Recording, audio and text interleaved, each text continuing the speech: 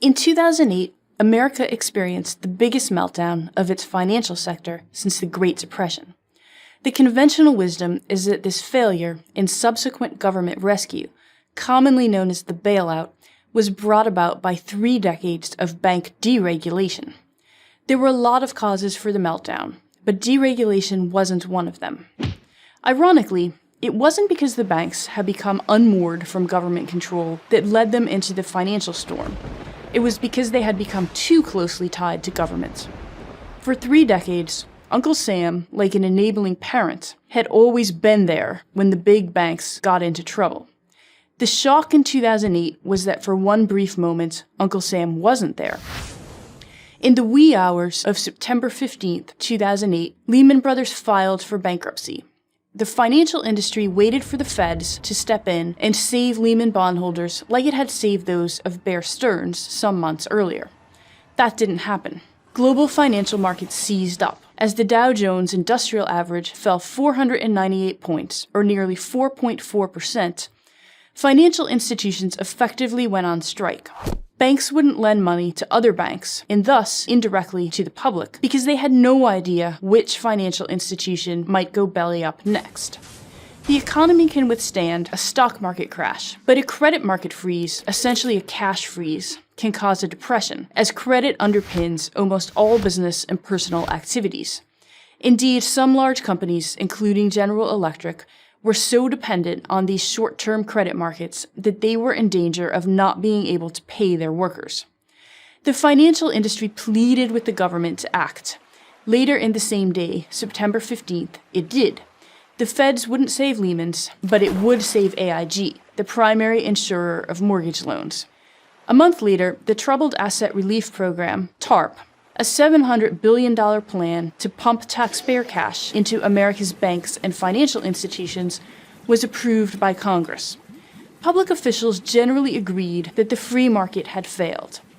In November 2008, President George W. Bush came to New York to explain why he, a Republican president, had signed TARP into law. "I'm a market-oriented guy, but not when I'm faced with the prospect of a global meltdown," he said. But free market capitalism had not melted down. Again, the problem was not that banks had been too free, but that they had grown too dependent on government over the last few decades. Here's a brief history. America's first post-Depression bailout of a big bank came in 1984, when the Republican administration of Ronald Reagan, with help from the Federal Reserve, bailed out Continental Illinois, the 8th largest commercial bank in the nation. The bailout introduced the phrase, "too big to fail," to the financial media's vocabulary. The premise for rescuing Continental was simple. The bank had many global bondholders, big investors, and the government feared that the bondholders might pull their money out of all American banks if they saw that a bank like Continental could fail.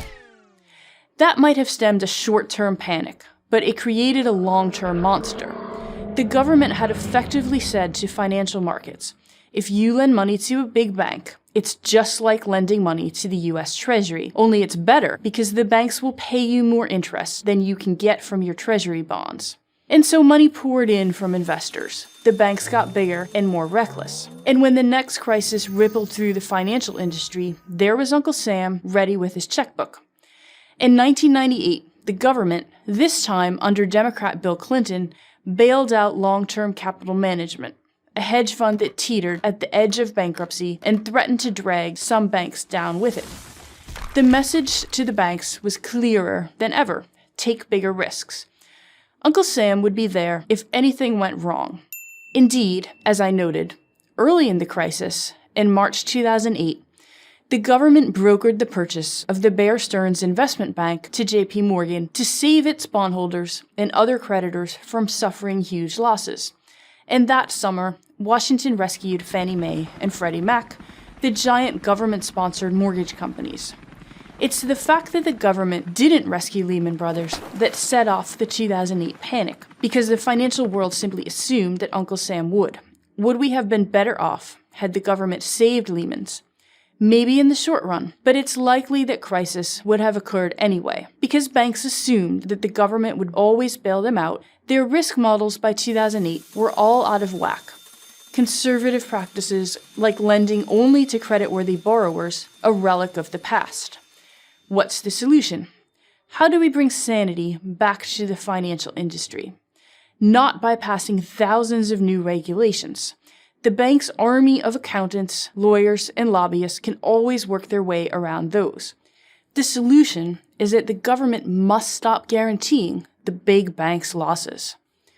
Only then will bondholders, the big investors like pension funds and insurance companies who lend the financial sector the money they need to operate, have an incentive to police the industry.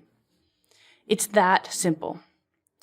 I'm Nicole Gelinas, a senior fellow at the Manhattan Institute for Prager University.